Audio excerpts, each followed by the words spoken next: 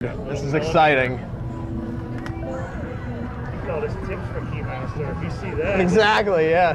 That's usually what I do at the bottom row, guys.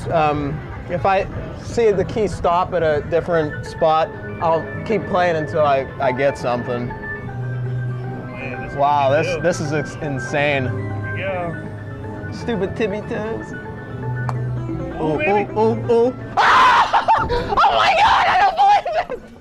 Oh my god! Wow!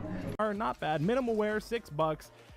I don't hate it. We're losing. We've lost money on both those, even though it said $9 in the Hyperbeast. That's just not true. But hey, we'll make profit on one. We got it, man. We're barely even losing money. Like it's like pennies at a time. So, Og Chameleon Battle Scarred, really shitty. Again, $4. Are you kidding me? No way, boy. No way.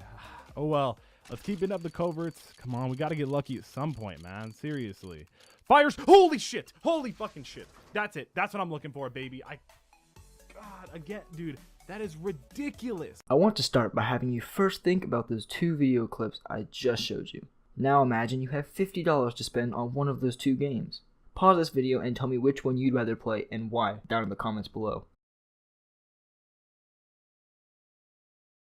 Great. Now that that's out of the way, those of you who said Keymaster probably said that you'd play it because you have more control of what you win.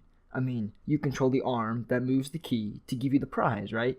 It has to be more legit, because it is a real game that we control, not a shady website. And to that I say, how stupid can you be? Before I continue, I'm not saying that case sites are 100% legit and that you should go throw your money into them. I just want to make that clear. Now going back to the clips, if we ignore the fact that one of these was sponsored and the money was given to the player, when it comes down to it, the appeal both of these games have are the thrill of playing and the idea of winning. Now let's look at what $50 will get us. The average Keymaster costs around $1 per play and has a range of items with a range of prices. Let's just assume that we'll be playing only the top shelf of the machine, which has the most expensive prizes. We now have 50 tries to win a PS4, a pair of Yeezy boots, or the new iPhone. Now those sound like some pretty good odds. We have to get at least one of them. Let's say we narrow it down to just the PS4, because we already have a working iPhone, and the Yeezys, let's face it, are probably fake. Now we have 50 legitimate tries at a PS4 worth close to $500. We now can conclude that it will probably take between 10 and 15 tries to learn the quirks of the machine because, let's face it, all of them have it, but that still leaves a great number of tries to win that PS4.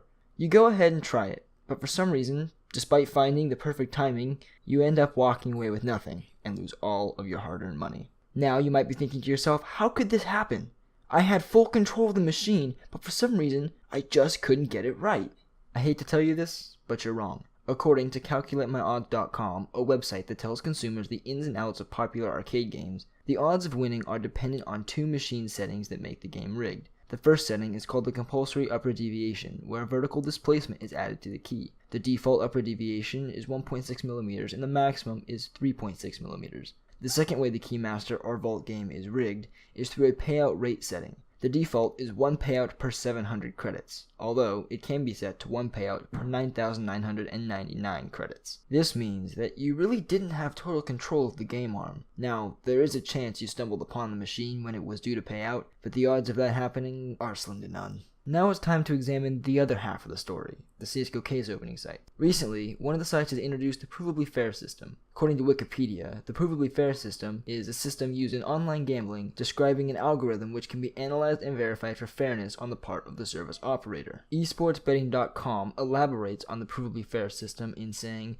the random number generated to dictate the result of the gambling event is determined by a combination of factors, some from the service side and some from the client side. These factors are referred to as seeds. Players have access to the client-side seed, but can only see a hash of the server-side seed. Basically, it's a series of numbers and letters which has been sent through a complex algorithm and which would be incredibly difficult to derive the original number from. None of the other CSGO case opening sites have released anything, leading many players to think that they are rigged, and until more information is released, we have no way of knowing for sure. But going back to our example, let's say we visit a site without the Provably Fair system, and decide to spend $50 worth of cases. After looking at all the sites without the Provably Fair, I found that the average price of the case for all these sites was about the same. So, I concluded that with our $50, we'd want to get some semi-decent play skins. So, how about we open 3 covert, 3 classified, 1 AK, 1 M4, 2 USPS, and 1 restricted rarity case. I sat down on one of these sites for a good 25 minutes and looked at the skins people received. The site had a feature where you could see what case the item was received from,